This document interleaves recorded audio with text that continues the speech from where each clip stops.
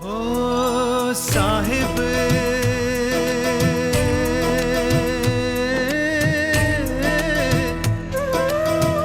जग में महान है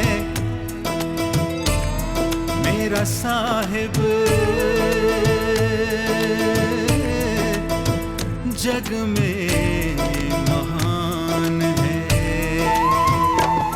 तेरे चरणों में मेरी जान है, मेरा साहिब सत्य समान है। मैं बंदगी साहिब की करूं, मेरा साहिब ही भगवान है। साहिब जग में महान है। साहिब बंदगी, साहिब बंदगी, साहिब बंदगी, साहिब बंदगी, साहिब बंदगी, साहिब बंदगी, साहिब बंदगी, साहिब बंदगी, साहिब बंदगी, साहिब बंदगी, साहिब मेरा बंदगी, साहिब, साहिब बंदगी, साहिब बंदगी, साहिब मेरा बंदगी, साहिब। सतगुरुदेव की। कबीर साहब का जन्म अवतरण माघ सुदी एकादश संवत 1455 में काशी में हुआ। साहिब की जीवनी बड़ी लाजवाब है। आखिर ये सदगुरु कबीर साहब का अवतरण कैसे हुआ? गगन मंडल से उतरे सतगुरु सत्य कबीर, जलधिमाह पौड़न किया सब पीरों के पीर।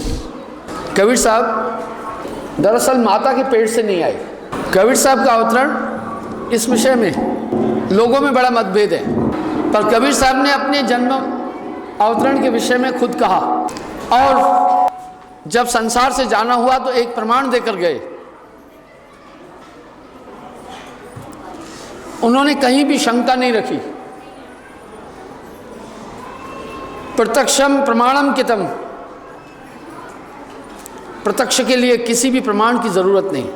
ज्येष्ठ सुदी पूर्णिमा के दिन कबीर साहब का काशी के लहर तालाब में अवतरण हुआ, सुबह के अमृत ब्रह्म मुहूर्त में। भाइयों, ये किसी उपन्यास की कथा नहीं है, सत्य है।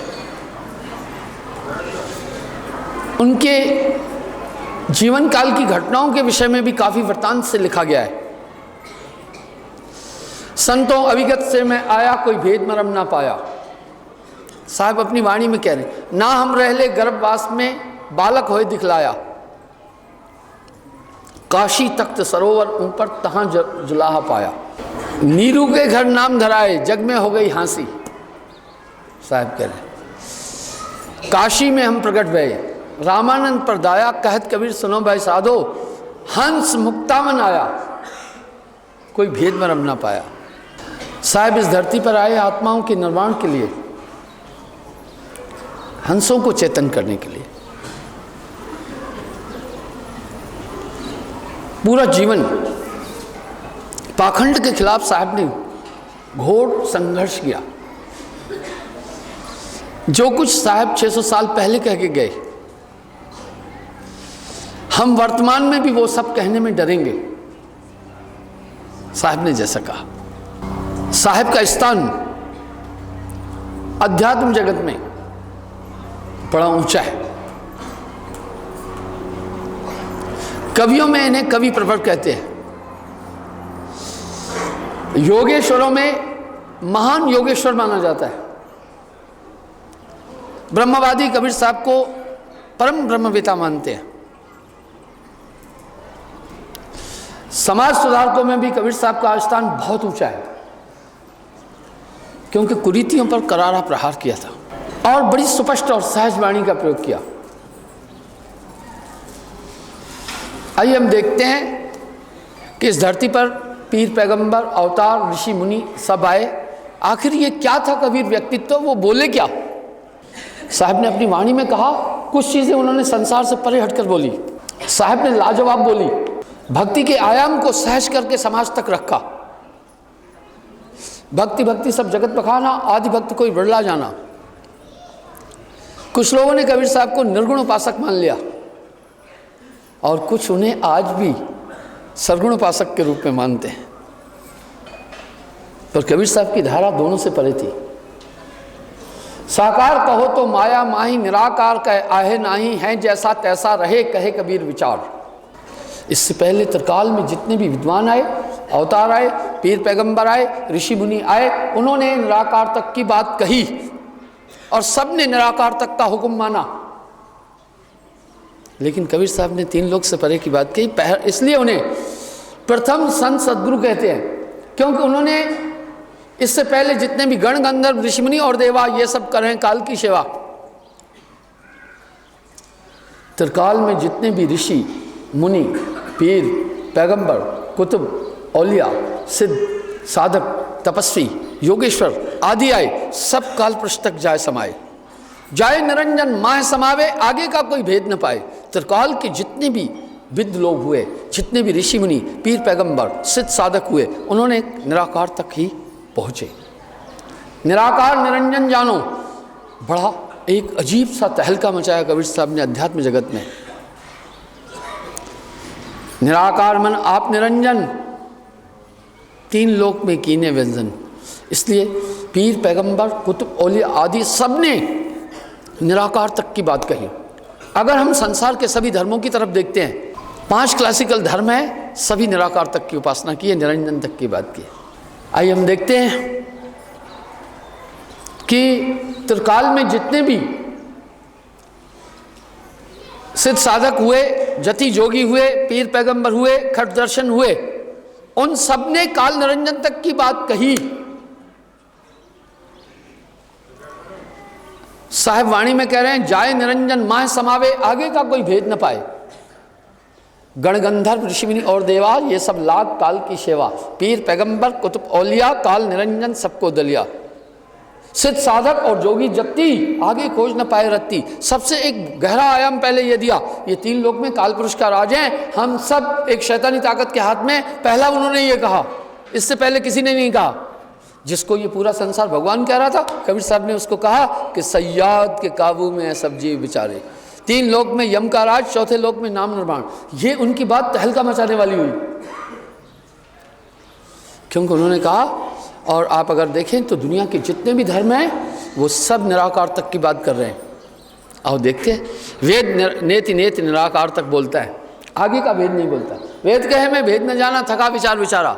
मुसलमान लोग भी कह रहे हैं बेचुना खुदा, ये बेचुना, चून बेचून, साकार निराकार। इसलिए इस्लाम भी निराकार निरंजन तक की बात कर रहा है। और ईसाई स्पष्ट कह रहे हैं निराकार तक की उपासना। बार बार ईसा मसीह कह रहे हैं, मेरा आकाशी पिता, मैं उसका इकलौता पुत्र हूँ। कह रहे हैं मेरा आकाशी पिता, मैं उसका इकलौता पुत्र हूँ। सिद्ध हो रहा है। कबीर साहब ने पहले आकर के समाज को सतर्क और सावधान किया कि इस ब्रह्मांड के अंदर जितने भी पीर पैगंबर ऋषि मुनि सिद्ध साधक हैं, जाए निरंजन माए समावे, आगे का कोई भेद न पाए। और 14 लोक की बात सबने कही। कबीर साहब ने कहीं गप नहीं मारी। हर बात के पीछे उन्होंने कहा, कहत कबीर सुनो भाई साधो। कह रहे हैं भाई मेरी बात सुनो और साधो। कहत कबीर सुनो भाई साधो, हर शब्द में आ रहा है कहत कबीर सुनो भाई साधो। वो कह रहे हैं मेरी बात पर चिंतना करना। इसलिए वास्तव में जितने भी ऋषि मुनि पीर पैगंबर हुए, इस 3 लोक तक की बात कही और काल पुरुष को माना, काल निरंजन सबने माना। साहब कह रहे हैं कि ब्रह्मादि शिव संकादि अजसुर काल के गुण गावहीं, जो काल जीवन को सतावे तास भक्ति जड़ावहीं। त्रिकाल में जितने भी पीर पैगंबर ऋषि मुनि हुए, साहब कह रहे हैं सहशून्य में कीन ठिकाना, काल निरंजन सबने माना। ब्रह्मा विष्णु और शिव देवा ये सब करें काल की सेवा। यहाँ बहुत बड़ा भूचाल मचाया उन्होंने अध्यात्म जगत में। इसलिए उन्होंने बड़े बड़े ज्ञानियों से खट दर्शन से गोष्ठियां की। जोगी खट दर्शन में, जंगम, सेवड़ा, सन्यासी, दरवेश, ब्राह्मण, ये खट दर्शन के रेस सबसे गोष्ठियां की।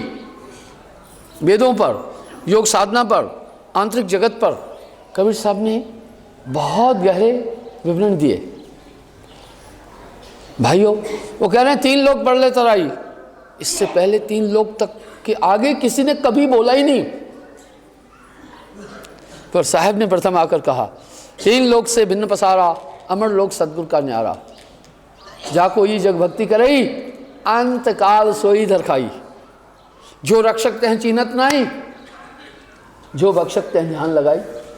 अर्थात इस त्रिकाल में जितने भी ऋषि मुनि पीर पैगंबर कुतुब औलिया सिद्ध साधक हैं, सभी काल पुरुष की भक्ति कर रहे हैं, उसी को परम पुरुष मान करके उपासना कर रहे हैं। और ये 3 लोग कैसा, उन्होंने पूरे ब्रह्मांडों की बात की। आपको सुनकर हैरानगी होगी कि ब्रिटेन में कबीर साहब की वाणी पर रिसर्च हो रहे हैं और 30 करोड़ डॉलर का उन्होंने एक research centre, Kabir research centre खोला है। उसमें उन्होंने देखा कि इनकी वाणी में बड़ा विज्ञान भरा पड़ा है। पूरे नक्षत्र ब्रह्मांडों का उन्होंने विवरण दिया है। उनके आगे कोई भी वैज्ञानिक टिकता नहीं है, बहुत बड़े वैज्ञानिक भी हैं। पूरे लोकांतरों का उन्होंने विवरण दिया है अपनी वाणी में कि ये ब्रह्मांड क्या है, इसकी संरचना कैसे है और इसका संचालन कौन कर रहा है, कहाँ तक शून्य कहाँ तक महाशून्य है। 14 लोक का विवरण उन्होंने दिया। और आंतरिक साधना, इससे पहले दुनिया के अंदर जितने भी लोग थे पंच मुद्राओं द्वारा ही साधना कर रहे थे, 5 नाम की उपासना कर रहे थे। तीसरा आयाम कबीर साहब ने संसार को बड़ा अनूठा दिया। पहला तो ये कि जिसको ये संसार परम पुरुष मान करके पूज रहा है वही काल पुरुष है। दूसरा आयाम ये दिया कि ये 3 लोग पढ़ ले तराई, चौथा लोक अमर भाई। उनकी वाणी में एक जगह आता है, हे सुकृत में कहूँ बखानी, वर्ण अगम निगम की वाणी, वर्ण अगम निगम की वाणी। कह रहे हैं मैं अगम निगम की वाणी का वर्णन करता हूँ। इसको ध्यान से सुनो। अचिंत लोक में दीन बताई, लोकालोक सब वर्ण सुनाई। अब भाको निर्गुण को लेखा, योजन संख्या लोक विषय का। अचिंत के आगे लोक बखानो, 3 असंख्य योजन पहचानो। कह रहे हैं इस ब्रह्मांड के ऊपर अचिंत लोक हैं। 14 लोक का वर्णन वेदों में है। यहाँ तक ही ऋषि मुनियों ने उपलब्धियाँ की।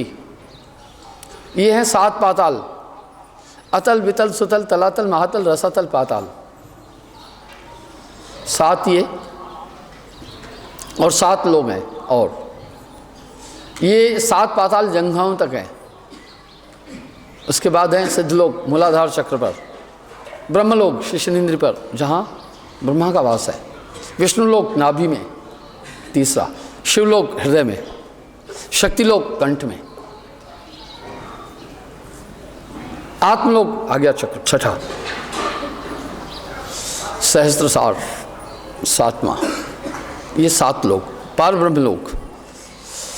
सिद्ध साधक तपस्वी जोगी जति ऋषि मुनि आदि यहाँ तक की उपासना किए।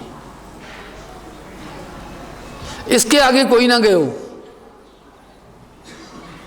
साहिब वाणी में कह रहे हैं, जाए निरंजन माह समावे, आगे का कोई भेद न पाए। वो कह रहे हैं कि जीवात्मा विशाल विरोधी शक्तियों के हाथ में फंसा है, इसलिए उनके निर्गुण शब्दों में उस देश का वर्णन आता है। वो बड़ा अनूठा सा वर्णन है, ये पहले किसी ने नहीं किया। संतों सो निज देश हमारा, उस अपने देश का वर्णन उनके कई निर्गुण शब्दों में आता है। जहां जाए फिर हंस ना आवे भवसागर की धारा, जहां जाकर के ये आत्मा दोबारा इस संसार सागर में कभी नहीं आती है। सूर्य चंद्र और तहा न प्रकाशत नहीं न मंडल तारा, वहाँ सूर्य चंद्रमा नभ मंडल आकाश नक्षत्र ग्रह आदि कुछ नहीं। उदय न अस्त दिवस नहीं रजनी, वह 3 लोक से भिन्न पसारा, जहाँ सूर्य उद्गम नहीं होता है, सूर्यास्त नहीं होता है, दिन भी नहीं है और रात भी नहीं है। कबीर साहब ने इस दुनिया में किसी से कुछ मांगा नहीं है। एक बेहतरीन उदाहरण समाज को दे गए।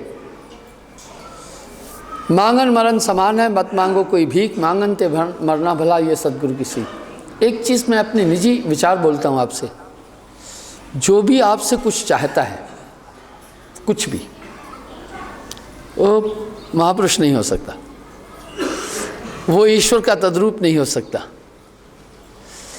चाहता वो है जिसके पास अभाव है। साहब कह रहे हैं चाह मिटी चिंता मिटी मनवा बेपरवाह, वही शहंशाह है जिसको ना ही चाह। जो चाह रहा है आपसे कुछ तो उसके पास अभाव है। इसलिए एक महापुरुष चाहता नहीं किसी से भी।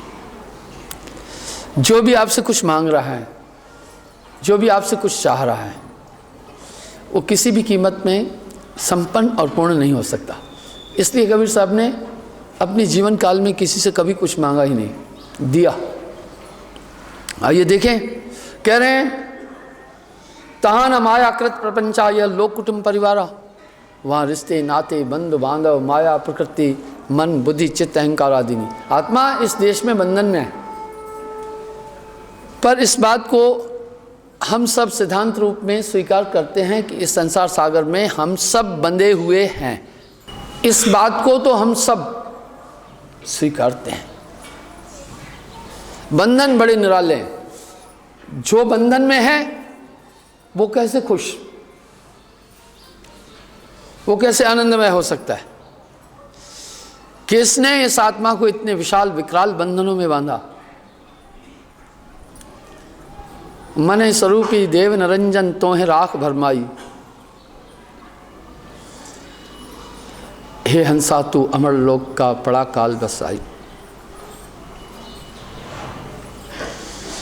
आत्मा बंधन में है। बांधा किसने? मन ही स्वरूपी देव निरंजन तोहे राख भरमाई। और आदमी के अंदर जो विरोधी शक्तियां हैं प्रबल है, काम क्रोध लोभ मोह अहंकार आदि। इसलिए साहब वाणी में कह रहे संतो घर में झगड़ा भारी, 5 सखी पीहू पीहू करते हैं भोजन चाहत न्यारी न्यारी, संतो घर में झगड़ा भारी। हर एक शरीर के अंदर की सभी इंद्रियां अपने अपने विषय की तरफ दौड़ती हैं और आत्मा इन सब की पूर्ति के लिए लगा हुआ है। वह बंधन ते बांधिया एक बेचारा जीव, जीव बेचारा क्या करे, जो न छुड़ावे हैं पीव। आत्मदेव बंधन में हैं, पर उस देश में ये सब नहीं है। आत्मा अपने मूल रूप में है। जो ये ब्रह्म स्वरूप आत्मा, आनंदमयी आत्मा, ऐसी आत्मा कीड़ा बन रही है तो कोई विरोधी ताकत है ना जो आत्मा को धकेल रही है गर्त में। यही मन ही स्वरूपी देव निरंजन तोहे राख भरमाई। साहब ने मन पर कंसंट्रेट होकर के कहा, आत्मा को भ्रमित करने वाला और कोई नहीं है। आत्मा को भ्रमित करने वाला है मन। तेरा बेरी कोई नहीं, तेरा बेरी मन। वहाँ मन नहीं है, बुद्धि नहीं है, चित्त नहीं है, अहंकार है, मायाकृत प्रपंच नहीं है। आगे कह रहे हैं सुधा तृष्णा नहीं शीत उष्णता, सुख दुख नहीं संचारा। सुधा तृष्णा नहीं, शीत उष्ण नहीं, सुख दुख नहीं, आदि व्याधि उपाधि नहीं तय, पुण्य पाप नहीं सारा। पुण्य पाप कर्म अकर्म आदि वहाँ नहीं है। ऊंच नीच कुल की मर्यादा, आश्रम वर्ण विचारा, कास्ट क्लास कलर क्रीड इनसे परे। धर्म अधर्म तहाँ कुछ नहीं, संयम नहीं आचारा। वहाँ ये सब चीज़ें नहीं हैं। अति अवधाम शब्द सर्वोपरि, शोभा जास अपारा। कहे कबीर सुनो भाई साधो, 3 लोग से न्यारा। वो देश 3 लोग से न्यारा, संतो वो घर सबसे न्यारा। जो आपका अपना देश है वो न्यारा है। ये देश काल, यह संसार काल को देशा, कर्म का राज पसार। ज़्यादा से ज़्यादा दुनिया के लोग, इस धरती पर रहने वाले लोग भक्ति करके क्या चाहते हैं? वैकुंठ धाम। ज़्यादा से ज़्यादा क्या चाहते हैं? सुख। पर स्वर्ग में भी कर्मों के अनुसार मनुष्य जाता है, फिर कर्म क्षीण होने के बाद इस मृत्युलोक में फिर जन्म लेता है। साहिब मेरा, ओ साहिब मेरा, मेरा साहिब मेरा, हो साहिब मेरा, मेरा साहिब मेरा, ओ साहिब मेरा, मेरा साहिब मेरा